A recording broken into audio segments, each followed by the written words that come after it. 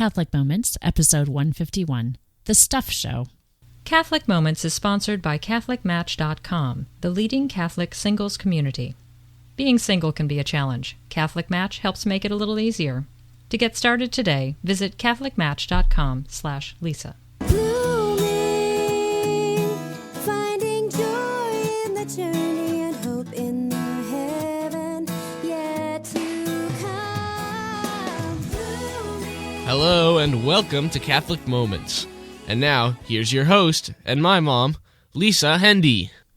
Well, thanks, Eric, and welcome back, everyone, to another episode of Catholic Moments, the show from CatholicMom.com, where we talk about all things faith, family, and fun from a Catholic perspective. And I'm happy to rejoin you in my home studio after a couple of weeks out on the road and a week or two hiatus. I hope you've been enjoying your summer vacation as much as I have mine. And I just have to tell you, I needed to recharge my batteries a little bit. You've seen that the last two shows were from out on the road, and I've been doing so much traveling lately, and I just needed a little bit of time to catch up with my men and to hang out and have a little break. So I hope you'll forgive me for a 1 week silence here on the Catholic Moments podcast, but really happy to rejoin you this week. And really this week we're just going to be playing catch up with a few contributions from our regular team of contributors and sharing with you some news information about what's happening over at CatholicMom.com and over at SQPN.com, and some good news about some things that are upcoming very soon. So just time to sit back and relax, maybe pour yourself a glass of lemonade and just join us for a little bit of a mellow Catholic Moments this week. No interview, just some good plain fun from our regular cast of contributors. And so let's hear first up from our favorite online deacon, Deacon Tom Fox, with this week's Deacon Moment. Your deacon is traveling these hours, driving through the Southwest, Midwest, and into the East Coast and back. These trips past Kansas sunflowers and Illinois cornfields always freshens my mind and heart, and the time away gives me a new vision of our land and its people. And so, from the book Prayers by Michelle Quist, once again I share these thoughts. I would like to rise very high, Lord, above my city, above the world, above time. I would purify my glance and borrow your eyes. I would then see the universe, humanity, history, as the Father sees them. I would see the beautiful, the eternal thought of your Father's love, taking form step by step, everything summed up in you, things on earth and things in heaven. And I would see that today, like yesterday, the most minute details are a part of it. Every man in his place, every group, and every object. I would see a factory, a theater, a collective bargaining session, and the construction of a fountain. I would see a crowd of youngsters going to a dance, a baby being born, and an old man dying.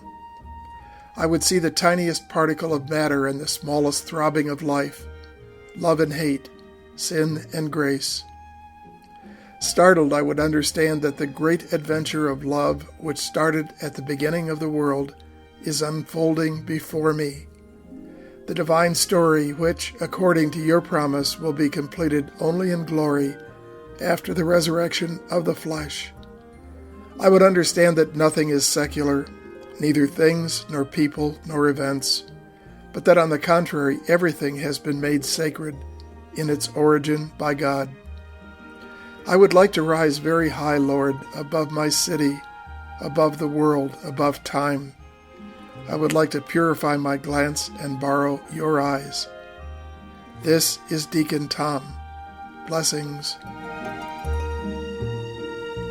Hey, Deacon Tom, thanks again, as usual, for this wonderful reflection, and I'm happy to report back that Deacon Tom and his lovely wife, Dee, have returned home from their travels. They had a great time at Franciscan University at Steubenville, and they've put out some really inspiring podcasts lately over at CatholicVitamins.com. Their episode N for Novena introduces you to the fantastic Father Dave Pavonka and his discussion of his recent book about hiking the Camino, which is on my to-do list. And then their most recent podcast is with Tucson Bishop Kincanis, and it's Catholic Vitamin O obligations, where there's a very interesting discussion about the recent Arizona law, the immigration law that's getting so much news, and you can hear the bishop's take on that. So head over to CatholicVitamins.com, and of course you can always visit with Deacon Tom and read his homilies at DeaconTomOnline.com. So thanks, Deacon Tom. Can't wait to hear what you've got up your sleeve next. And speaking of great people who are back with us after a little hiatus, we've got our good friend Avery, our fantastic teen, who's going to give us a little encouragement this week about looking at our faith life from a childlike perspective. And here's Avery. Hi, this is Avery from the Live Out Loud podcast, bringing you this week's Teen Moment.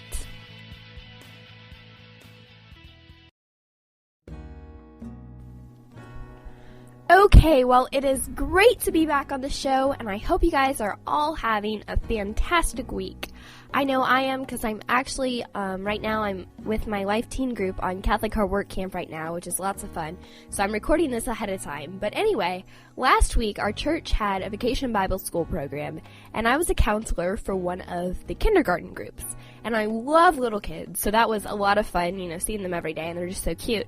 But what I loved most about that whole week was how excited all of our little kids were to learn about God. And it doesn't take that much to get kindergartners excited. But it was great to see how every day they just couldn't wait to go to Bible stories and go sing the songs and stuff, and play and sing along in the stories with the Bible characters and learn stuff about Jesus and God. And so after Bible stories one day, as I picked up one of my little kids and I was carrying her outside to games, I talked to her and I was asking her, I said, Amy, when you go home today, what are you going to tell your mommy that you learned? And she just kept talking and talking and talking about Jesus and how his word is true, how it's comforting, and how it's life-changing, and how God's word is for everyone in the whole wide world.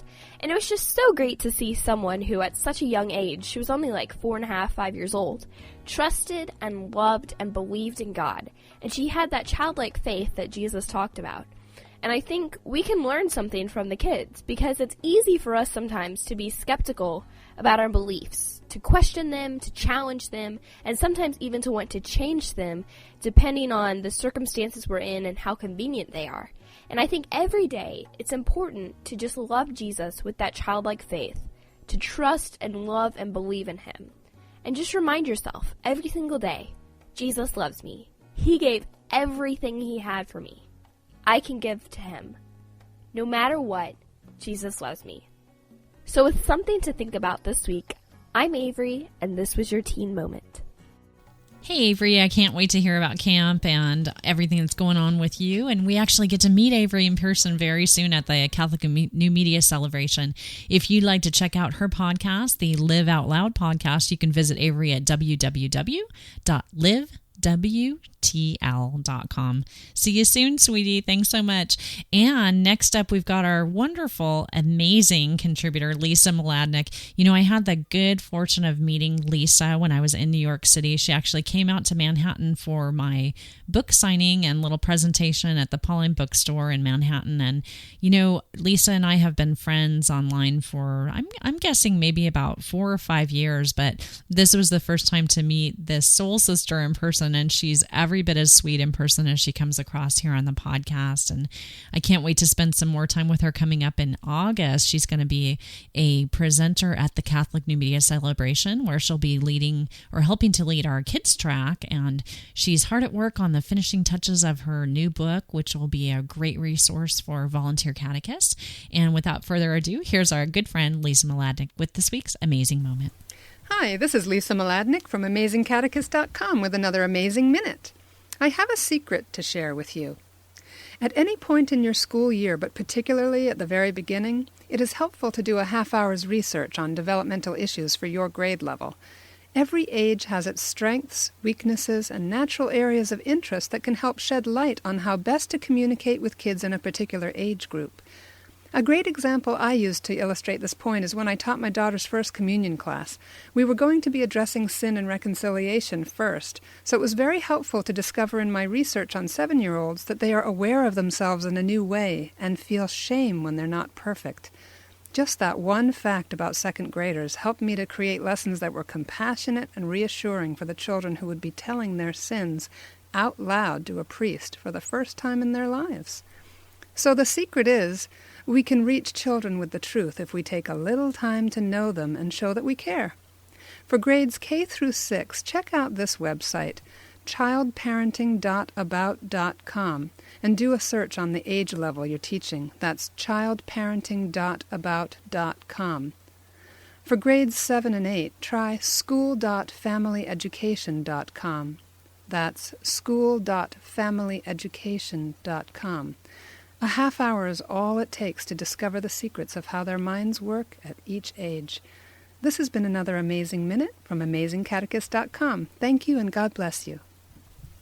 Thank you, Lisa. And everybody needs to definitely go over and visit AmazingCatechist.com. You know, this is a good time if you've never been a catechist before to really be praying about whether or not God's calling you to this type of volunteer work in the upcoming year. I know that at my parish, our director of religious education for our kids programs is hard at work recruiting volunteers for the upcoming school year. And maybe God's calling you to this type of a ministry or to be an aide in a classroom and to share your skills and possibly to scare your skills too, but to share your skills in this way of spreading the faith to the kids in your parish. So hopefully you'll consider that. And if you do, or if you're a catechist already in your parish, you want to head over to Lisa's website at AmazingCatechist.com. And now I've got a new friend to introduce you to. It's Katie Kimball, who is our kitchen stewardship columnist over at CatholicMom.com, and Katie has graciously agreed to join us each month with a kitchen steward segment here on the podcast. And this month, because of my tardiness in putting a show out, her contribution and her introduction is a little dated because she mentions a contest that's actually already finished. But I think that the resource that she shares with you is so helpful that I wanted to go ahead and play this, and we'll definitely have a link in our show notes to Katie's website so you can check it out and check out the ebook as well. So here's our kitchen steward contributor, Katie Kimball. This is Katie Kimball from kitchenstewardship.com, and I'm here to talk to you about my new ebook, Healthy Snacks to Go. Healthy Snacks to Go has over 30 recipes to get you and your family on your way with real food fast. When you're heading out the door, you hate to grab sugary cereal or processed foods or even fast food on the way for all those things that fill up your busy family's calendar.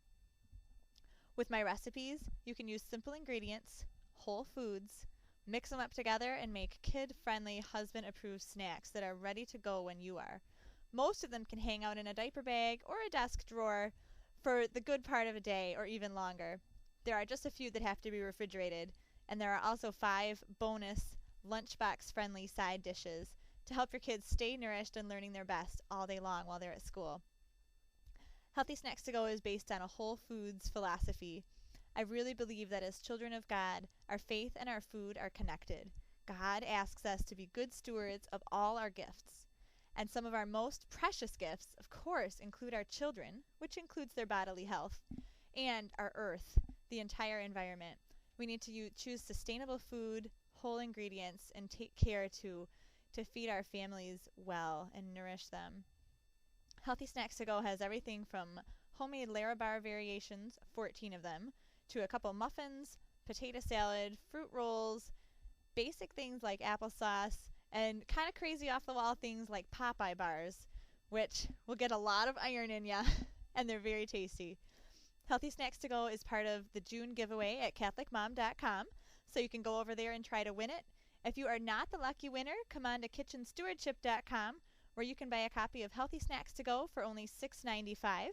And while you're there, take a look around. Kitchen Stewardship is dedicated to balancing care for the environment, your family's nutrition, your crunched budget, and your precious time by letting God help with the cooking. Thanks. This was Katie Kimball from KitchenStewardship.com, here to talk to you about Healthy Snacks to Go. Thanks, Katie. You know, I'm sorry, everybody, that audio was so quiet. We'll have to jack her up a little bit more for the next show, and we really appreciate Katie's presence here. This is something that I continually struggle with in my own life, eating healthfully, feeding my family in a healthful way, and during the summer when fresh fruits and produce are so prevalent here in the area that I live in, it feels a little bit easier to eat healthfully.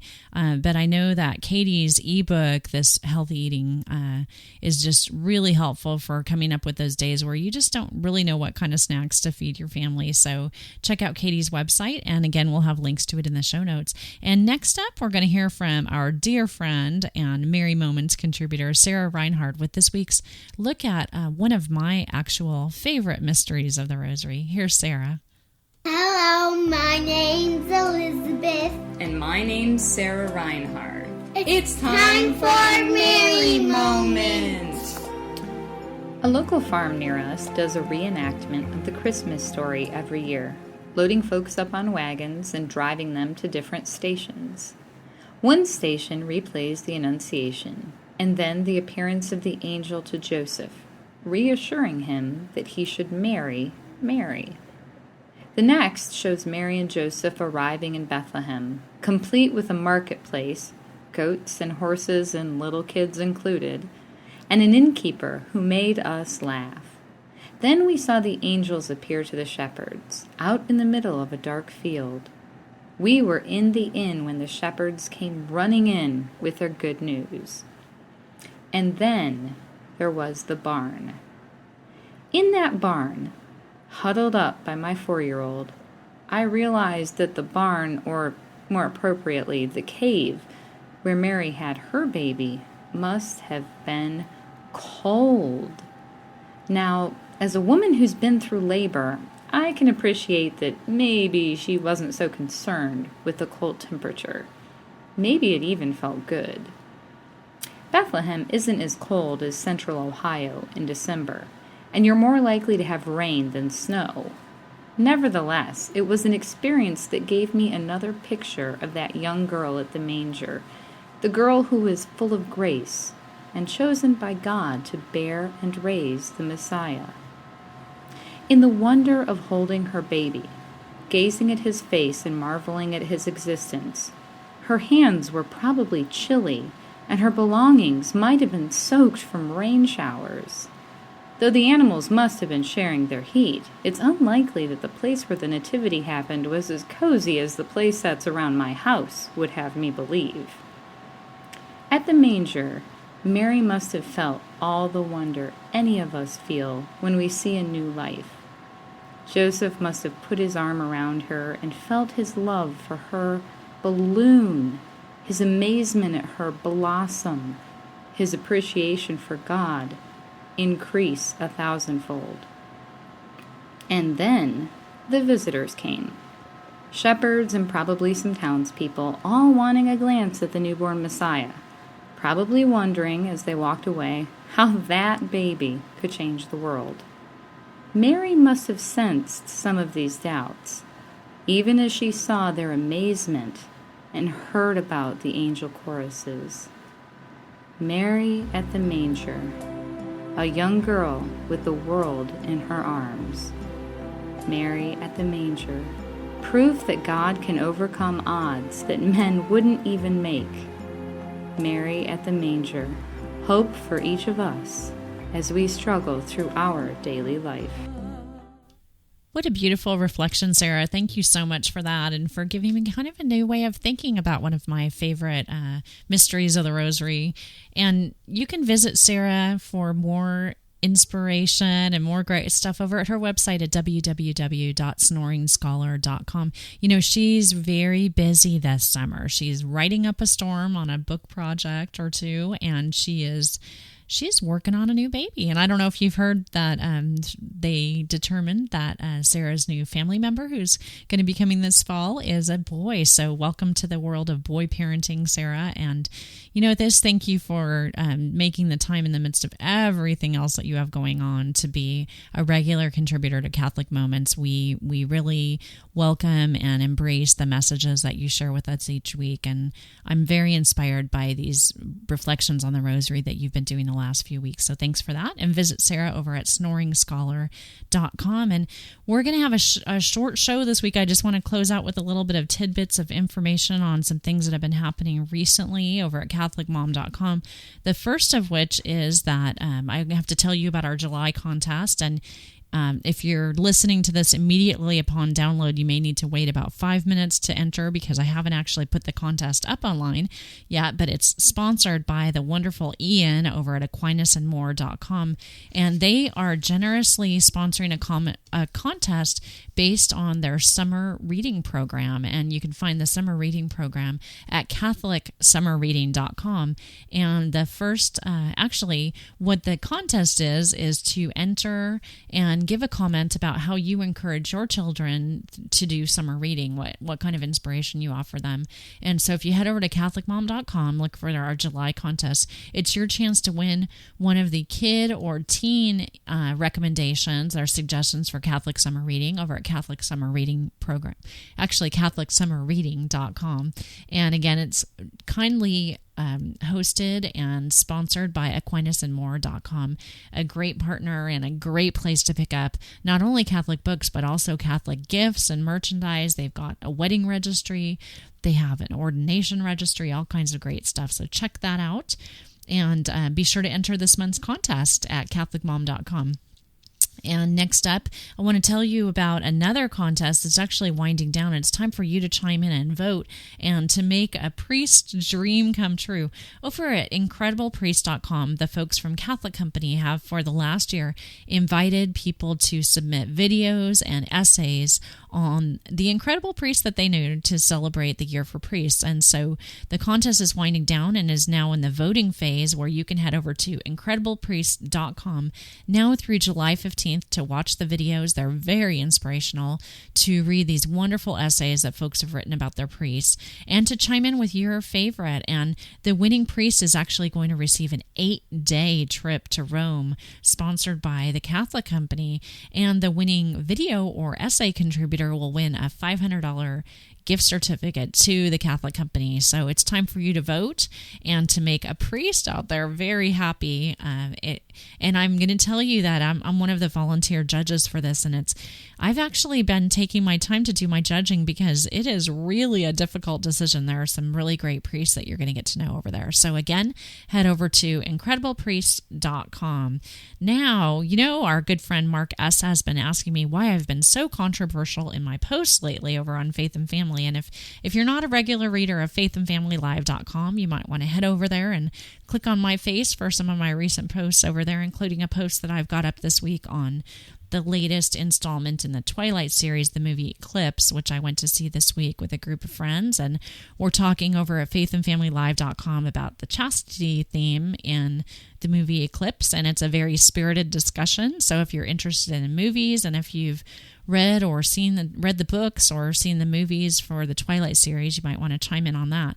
I have to tell you that I have not read the books. A lot of people have been recommending them, but frankly, I don't have enough time to read all the great Catholic books that are out there, so I'm limited on my reading time lately. But you may want to check out that discussion where we're talking about how you can use maybe your teen or young adults viewing of this film to have a discussion about chastity and theology of the body issues. And I'd love to hear from you if you've seen the film, what you think of it. You could chime in over at faithandfamilylive.com, or you can drop me an email to lisa@catholicmom.com, or of course, I love it when you call our voice feedback line. It's 206-339-9272.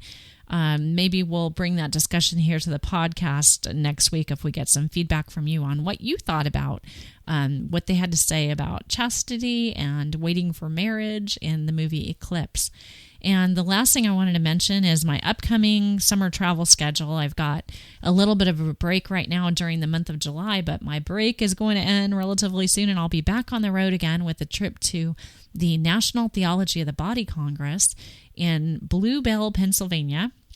They tell me that Blue Bell is somewhere near Philadelphia, so I'm going to be heading over there to moderate a panel at that Theology of the Body Congress.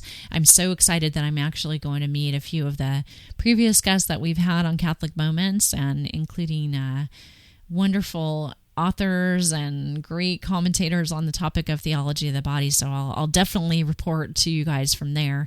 And then I actually come home from Philadelphia for 2 days to visit with my family, and then head back to Philadelphia for the Catholic Marketing Network trade show that at the beginning of August over in King of Prussia, Pennsylvania. And at the Catholic Marketing show, I'm actually going to be presenting, but also getting together with some good SQPN friends like Father Roderick and Steve Nelson will be there, and we'll be doing live coverage from that show. So be sure to watch out for some interviews and videos from there. And then actually Father Roderick, Steve, and I will jump in the car for a crazy road trip over to the city of Boston, where we're going to be attending the Catholic New Media Celebration in Boston, Massachusetts. And unfortunately, if you're not already registered for that, you're too late, because that particular conference is sold out. But the good news is that we are going to be Ustreaming the day's events, and so if you are somebody who wants to watch that from home, you can tune into Ustream, and we'll definitely have information soon on how you can log in and be a part of watching that show from the Ustream audience. So those are some trips that I have coming up. So if you're anywhere in the Pennsylvania or Boston areas, I'd love to connect with you when I'm in town. I think I'm going to be pretty much located at the conferences, so I'm not sure if I'm going to be doing any other presentations in those areas, but hey, throw me a note if you're from those areas, and let's chat. You can warn me about what to watch out for as I fly over the top of those states, and I hope that I can meet some of you along the way. So that's about it for this week's show. What I'm going to do is close out with my favorite Popple tune. I just love to listen to this song so much for inspiration. But before I do that, I'm going to ask you one more time for your feedback for the show. You can reach us anytime through the voice feedback line, 206-339-9272. You can leave a comment at sqpn.com, the home of the StarQuest Production Network, or of course over at catholicmoments.com or catholicmom.com. I'd love to be your friend on Facebook or follow you on Twitter, so you can get in touch with me in those places by doing a search for Lisa Hendey, Hendey. And that's about it for this week's show. So let's hear from you, and we'll see what we've got in tune for next week. But until then, I'm going to leave you with this wonderful song, Salt and Light, from Popple, POPPLE.TV. You can visit Popple, and I wish you and yours all the best. We'll see you soon, folks. Have a great week. Bye-bye. You are the salt of the earth. May you never lose your flavor. And you are the light, you shine bright in the night. Don't ever be concealed. A city on a hill, it cannot hide. So let your good work shine. Let them shine. Let them shine. Let your light shine out to all of the earth. Let your light shine on every good work, and let your light shine out to all of the earth, so the world will see.